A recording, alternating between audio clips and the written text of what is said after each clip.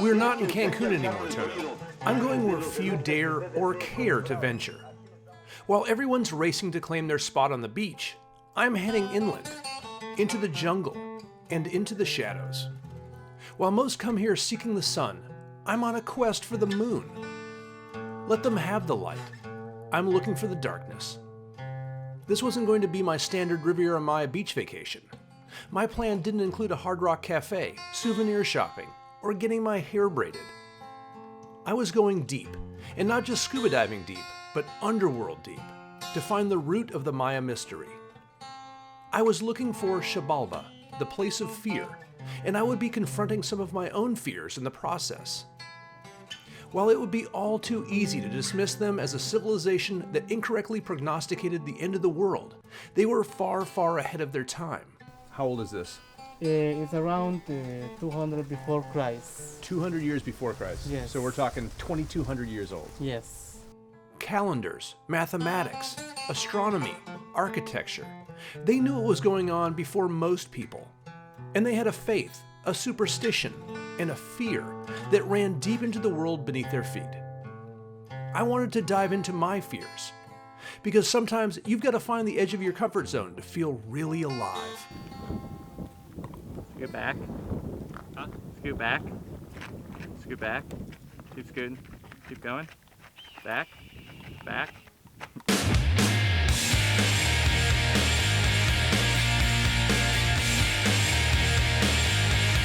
My name is Nick Lucy. I'm a diver, and I travel the globe in search of marine encounters, adventure, and a cold beverage. Join me as we go into the drink.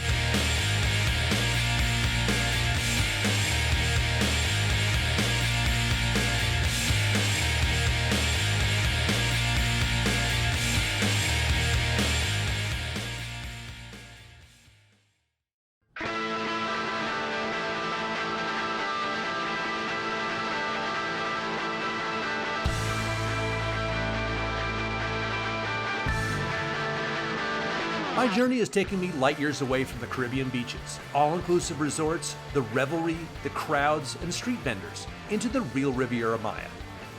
25 miles up the road from Tulum and into the interior lies Coba, a remarkably grand ruin in the midst of the Yucatan jungle, in what would seem to be the middle of nowhere.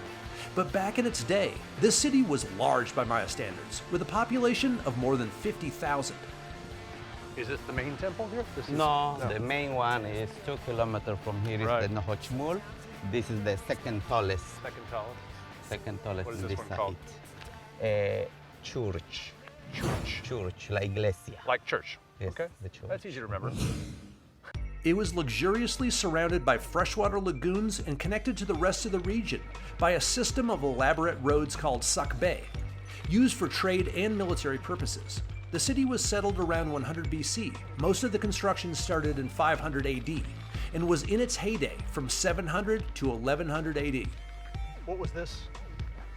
This one of the stone carving is called Right. stela. These were Stela. the ancient Mayans recorded important days, important dates, or about the life of the important leaders. Okay. It was like a mural of sorts that conveyed information. Yes, like book. Yeah, like a book. Mm. It's a big book. Yes. Try to check But- that out of the library. This is a civilization that was believed by many to be lost because their accomplishments shine so brightly and their cities faded so fast. They are mysterious people who studied the stars, composed calendars, built enormous pyramids, and were fierce warriors. Their ancestors now greet you with warm smiles and happy faces. They're lovers, not fighters. This is a culture that's not lost, but very much found. You can have Chichen Itza. True Maya civilization buffs know that one of the biggest, most majestic, and underrated ruins here is Coba. Nice view. This is an early timeshare, isn't it? Yes. They used to sir. sell condos up here. Yes. Spacious, 4-bedroom condo. Excellent views. Sacrifices nightly. Big selling point, sacrifices. Speaking of which, what do we got here? This is the altar where they did the sacrifices. Right here. Right here, this is the altar. Wow. How many do you suppose paid the ultimate sacrifice right here? Many, Many. many. Thousands? Hundreds? Hundreds. Hundreds. Okay. That makes me feel a little bit better if there's only hundreds. And they would just lay the poor bastard over this rock and do what to him? So show me what they would do. This, by the way, this altar was not made by Lazy Boy. This is not chiropractor approved. Okay, now, Yes, because would you in do? because in the post-classic we did with the human, Right. they lie down because it's easy to take the heart off with When the you're knife. bent over a rock. Exactly. okay. And then they would, Yes, with the obsidian knife. obsidian knife. Obsidian knife, and they just one time have to cut One cut. one cut, and then with the other hand take off the heart. Okay, while it's still beating? Yes, still beating. And would the guy see his heart beating? Exactly. Wow. Is the reason That's this pretty one tricky. just one time.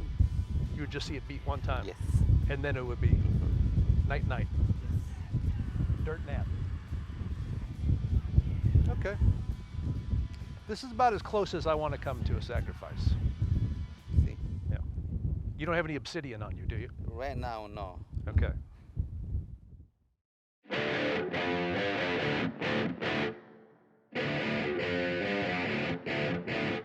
Now, if you've ever been unlucky enough to be a passenger in my car, you'll know that I'm not exactly a big fan of car washes, or vacuuming, or air fresheners for that matter. But my pimpy sled aside, this is one fantastic cenote, and perhaps my favorite in the entire Riviera Maya. It's sort of a 2-for-1 type situation. The pond leading up to the cenote entrance is amazing in its own right. This is Car Wash.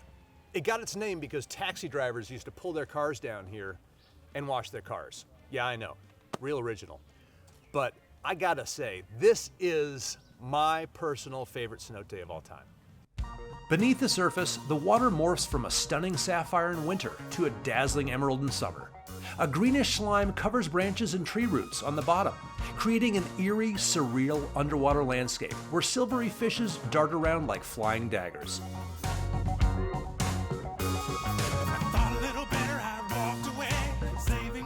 Once inside the cenote, looking back into the green pond is like blasting off into outer space and catching a glimpse of the world you left behind. The stalactites and stalagmites seem to form jaws that bare their fangs. It's beautifully creepy and sublimely bizarre. I can't help but feel as if I'm getting a glimpse into the soul of the Maya gods.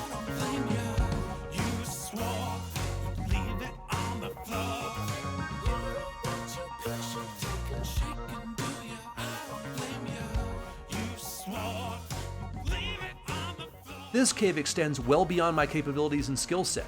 I'm a prisoner to the ambient light. But if I were cave certified, I could reach another 185 meters into the god's watery heart. But I guess I'll just have to save that for another day. And speaking of gods, there are some who believe that the cenotes were pathways to Xibalba, literally the place of fear. This was the underworld in Mayan mythology, a place ruled by lords of death. There are thousands, if not tens of thousands, of cenotes throughout the Yucatan Peninsula, and like snowflakes, each one is unique in its design. Despite the sinkhole's morbid history and significance, I'm more filled with excitement and intrigue than I am with fear, and I'm giddy with excitement thinking about the thousands of miles of sunny pools and shadowy passageways that await discovery and bizarre creatures I'll encounter, like this baby crocodile.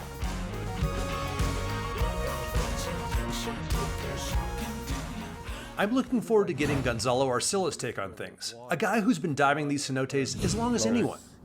And it's very important. It's proof that we live on a living, breathing planet. That's absolutely right. Coming back up at the end of the dive today, seeing that crocodile, Yeah. I felt it was sort of nature's way of saying, yeah, you like that? Well, we're not done yet. We'll show you a crocodile. You know, I mean, how often does that happen? Well, you know, we never knew of the existence of a crocodile until probably a few years ago. So we've been coming here, and this guy's been there all along. You know? So suddenly he makes his appearance today. On to the next one. Let's go. All right.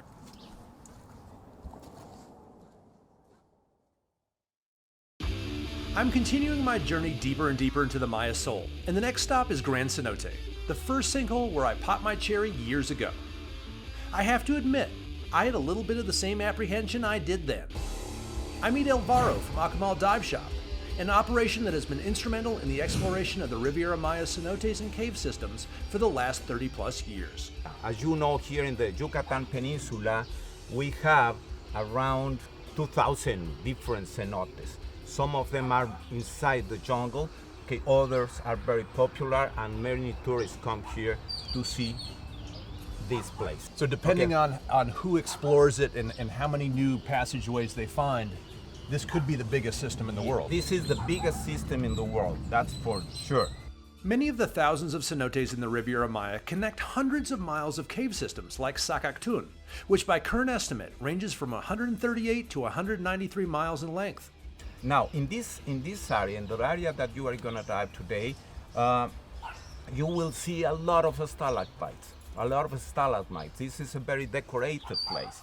Okay, it's beautiful, and it's a privilege to come and dive in these areas. These places for the Mayans are sacred until now. We're going to church. It's Exactly, Sunday and we're going to exactly, church. Exactly, we're going Okay. to a church. And what a church this is.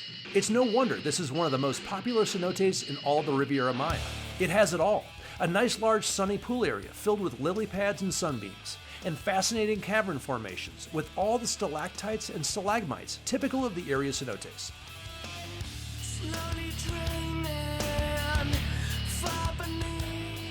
Cave systems like Sakactun started out as underwater caves millions of years ago, but the upper sections drained and filled with air when sea levels dropped during the last ice age. The stalactites and stalagmites formed in the brief dry period before the caves filled with water once again.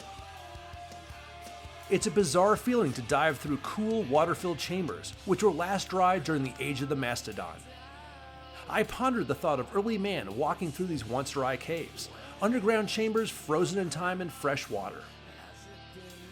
As I reflect on returning to the place where I did my very first cenote dive, I realize that despite all the changes in my life since then, I'm still filled with awe at this otherworldly place. My own spirituality has been reinvigorated. I mean, can you imagine being an ancient Maya and rolling up on one of these cenotes? You've just been trekking through the jungle, hunting for grubs and berries and, you know, whatever little creature you could find. And suddenly you're in this paradise. If Grand Cenote is Times Square, the next cenote on my itinerary, Labnaha, is a village square in a small town. We're driving the 4 or 5 miles down a dirt road to the cenote called Labnaha. I don't know what to expect. Some of the coolest things are at the end of the bumpiest roads. Okay. Off the beaten path and a little harder to get to.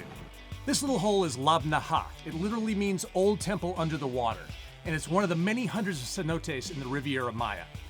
It's exemplary of the smaller cenote. It's not Grand Cenote, it's not car wash. You don't have throngs of snorkelers and divers. In fact, it's just me and the cameraman. So without further ado, I've been out of water far too long in this 5 mil suit. I'm going diving. Hasta la bye-bye.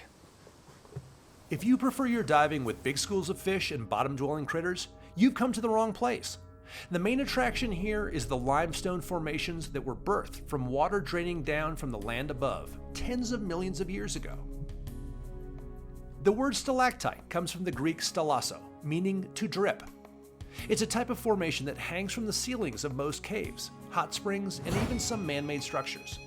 These formations are most often found in dry limestone caves, which cenotes were before they filled with water. The fastest growing stalactites form at about 3 millimeters a year. The word stalagmite comes from the Greek stalagmias, meaning dropping or trickling. These formations rise from the floor of a cave due to the accumulation of material deposited on the floor from the ceiling drippings.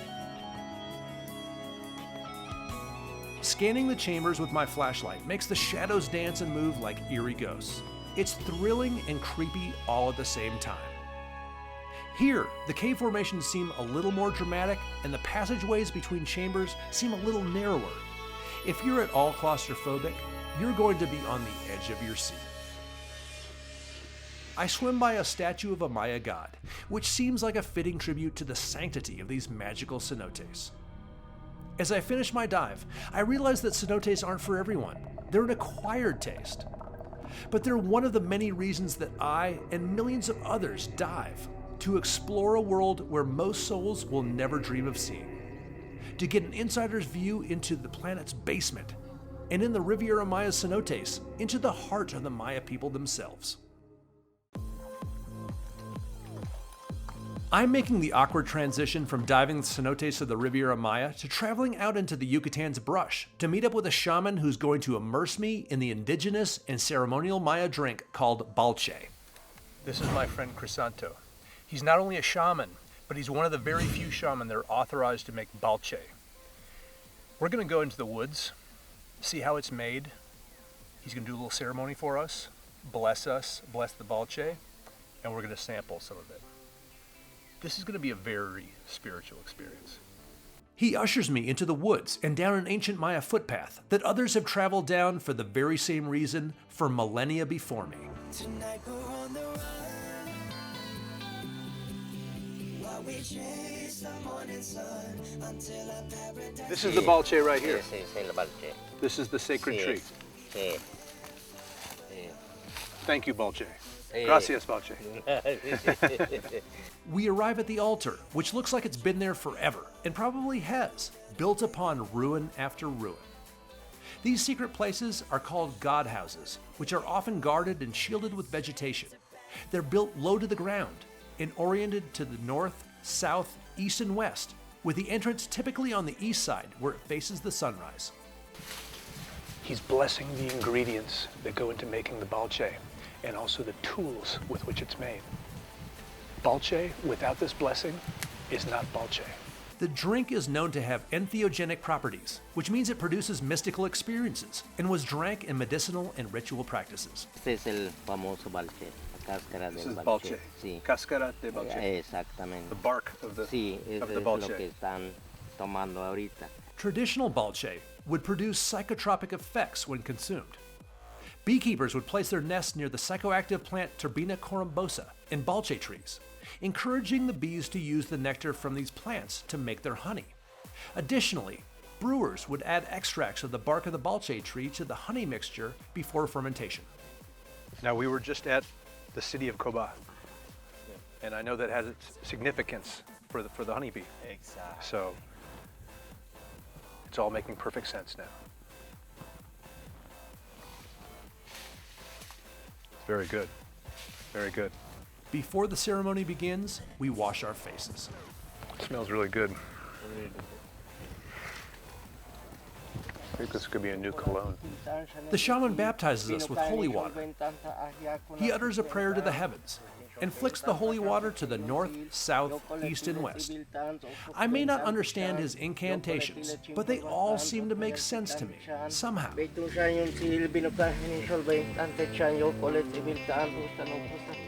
He gazes into a ball of resin and seems to look back into time to seek advice from his ancestors. And they seem to respond as the powder vaporizes in the fire. This isn't the Riviera Maya that's become so familiar to me. It's somewhere and some time completely different and sacred. I'm privy to a rite of passage that brings me to another time and place. In theory, I shouldn't even be here. I've been let in on a secret that few have been allowed to see. So he prays for all of us and for this sacred place that is called Root of Life. Is there a cheers that we No, say? there is no cheers. The No cheers cheers. was the That was the cheers. Sí. That was the longest cheers that I've ever heard anyone say before.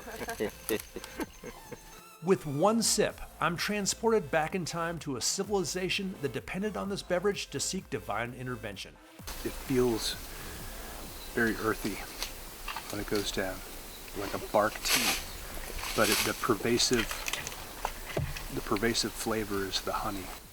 people comes for asking him questions about their life or for healing. You know? And sometimes the healing is just drinking some plants and purifying the mind. This is a recipe that's been passed down for generation to generation for hundreds, thousands of years.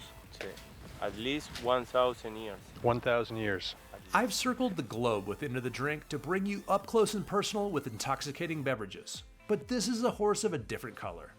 I'm grateful for the experience that the shaman has shared with me today, and I feel genuinely touched.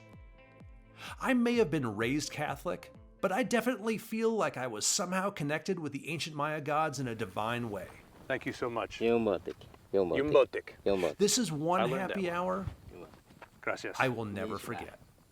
De nada.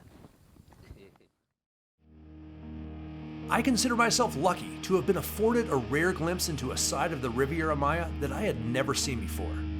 I got a backstage pass to one of the greatest ruins of this enigmatic civilization. I was privy to a top-secret ceremony that few gringos get to witness, played with fire without getting burned, and enjoyed experiences that made me challenge and analyze my spirituality, internal fortitude, and everything I thought I knew to be true. I howled at the moon, buzzed like a bee with ecstasy, and dived into a mysterious underworld.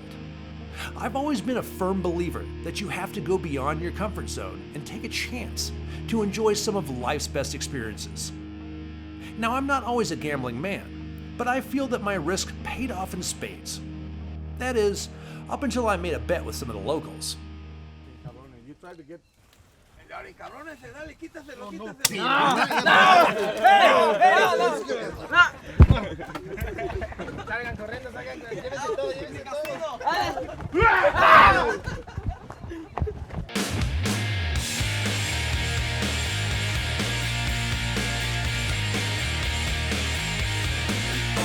What are some of the health benefits of Balche, do you know? Cleans the liver and I need some to go. we can get you a couple of Can we take a couple gallons? Perfect. After this trip, I might need that. They have a very musky smell, don't they? They definitely don't smell like bacon. I wish they smell like bacon, and I'm sure that could be arranged. This definitely doesn't suck. Definitivamente no está nada mal. What she said.